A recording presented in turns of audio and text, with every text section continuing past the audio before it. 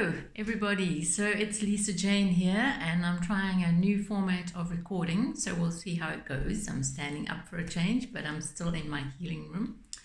I thought I would come online a bit and just share what it is that I've been receiving the last couple of days. I know there's a lot of panic and fear and anxiety out there, which is all understandable. But what is coming to me is a reminder of what I posted at the beginning of the year. And if you haven't watched that video, I'll put a little link underneath, but it was my guidance that I was receiving for 2020 and beyond, which was all about self-nurturing and putting on your oxygen mask. Now, of course, my guides were having a bit of a joke with me because the imagery of putting on the mask, of course, my interpretation was around self-love, self-compassion, which it is about. But what they were also saying is there was some hidden message in there that we were all going to be wandering around with masks on, or potentially trying to cover our nose and mouth and protect us from what's going on. So double meaning in that message. But it still rings true from the point of view that now more than ever, we are being asked to self-nurture. What does that mean? Well, in this time of the coronavirus, it means anything you can do that will help yourself and ultimately will help others. Because the imagery of the oxygen mask on the emergency plane, which is kind of was very strong in the beginning of the year, which we're all going through because we are going through a grand transformation, is that you really can't help others if you don't help yourself first. So in terms of what we're dealing at the moment on a global level, and now being made aware of it in South Africa by our speech from our beautiful president last night, is that we need to take care of ourselves in order to take care of others. So that means self-nurturing, staying at home if you need to, eating healthy food, thinking healthy thoughts. And for me, as an energy worker and healer, it is an opportunity to actually work daily in a meditative practice or a prayerful practice or whatever it means to you, to actually just hold our center. You may well ask, how do we do that in amongst all the fear and panic?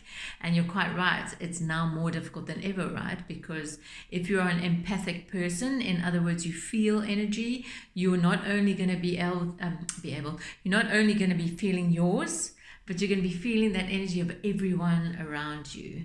And I know the people in my household, some of them are handling it better than others. But what it does ask is that examining our belief systems, examining how we feel about ourselves, examining how we think about fear and what fear means to us. Because we can see this as a time of isolation and separation, but what we can also do is see it as a time where we might well be asked to isolate, but in isolating we're taking care of us and the greater whole. So anything that you do on a daily basis that will help you move to a place where you envisage global health, where you envisage the health and blessings and highest healing of your family, whether you just kind of take care of your own needs and your own thoughts, anything that is aligned to self-nurturing, self-compassion, being considerate for other people is exactly what we need at this point in time. On a higher level, my guidance suggests that we are indeed waking up, we are indeed shifting consciousness, and we are indeed receiving huge downloads of light waves, of photonic recharges, upcharges, which will affect each person differently depending on what work they've been doing on an energetic level. So for some of you, it may take you to a higher vibration. Some of you, it might crash your world open a bit and really help you to take note of those things that you will need to change, that you need to adjust, whether that's in yourself, your thoughts, your beliefs, or whether it's an external thing like changing jobs, changing relationships.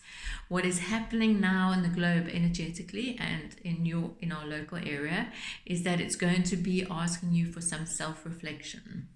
It's going to be asking you for time to spend alone with loved ones, certainly in nature. So if you are have the benefit of having a garden or some trees or a park nearby, please use that space.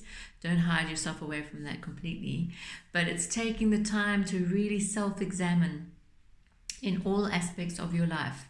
As an energy worker, for me, it's an examination of what vibration I'm holding, what within me needs to shift.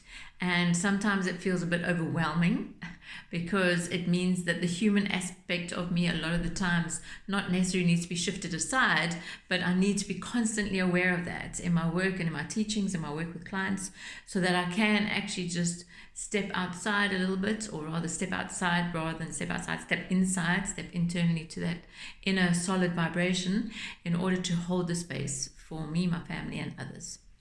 So what I wanted to say with this video is essentially try not to panic.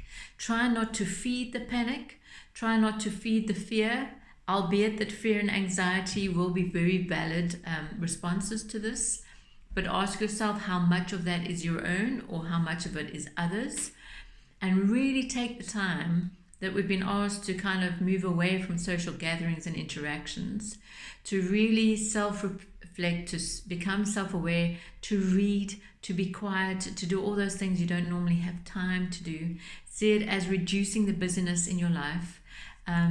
But also don't be scared to interact with people. I mean, I think this is the big thing, right? Is that the fear has built so that we wonder whether we should be interacting. And I think we should, but we should be interacting from a place of actually compassion, of consideration, of course, taking all the necessary precautions, but just keep smiling, keep talking to people, keep looking at them, keep engaging, let them know that you're there, let them know that you're positive, let them know that you're holding a space of high intentions and good for all. And yeah, let's be in this together. Let's stay stronger together. Let's work on our own internal vibration that we emit. Let's really be careful about those things we receive into our field. Let's be careful about what food we put into our bodies, what thoughts we put into our minds, what belief patterns that we're stuck into and may need to change. And I will be here maybe talking a bit more. Please check out my Instagram page. Please subscribe and like my YouTube channel because I think I will be sharing more. I also have a Facebook page and all of those links are below. And if there's anything you would like to ask me or any questions, please don't hesitate. This was just a quick update and a reminder that we do control our reaction to things, albeit that sometimes we think we don't.